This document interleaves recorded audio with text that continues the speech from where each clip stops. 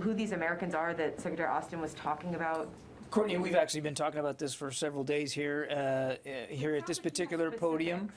We know of cases, a small number that we know of. And we don't have perfect visibility, but we know of a small number of cases where some Americans, and certainly, as the Secretary also said in that statement, Afghans that we want to evacuate.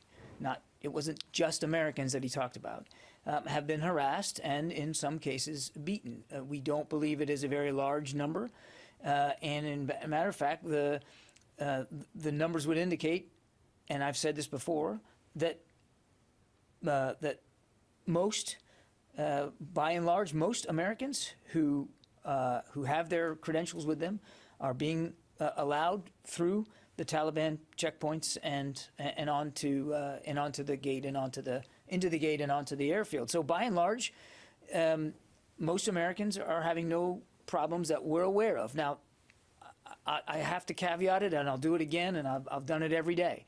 We are aware of sporadic cases where they aren't being allowed, where there is some harassment going on, and yes, some physical violence has occurred. And as the Secretary has made clear, and he made clear in that phone call, that's unacceptable. And Admiral Vasely has made that clear to the Taliban commanders that he's talking to, that it's unacceptable. But what I'm wondering is the cases that the Secretary was talking to the members about, were those occurring yesterday? I mean, are these recent, or are we talking about cases that were over the course of the last week? We have been made aware of this. I mean, more cases since the U.S. started talking to the Taliban and telling them not to do it? I don't have an exact breakdown day by day, Courtney. I mean, we've been in touch with the Taliban for quite some time. I think over the course of the last week, and we've certainly made our concerns known.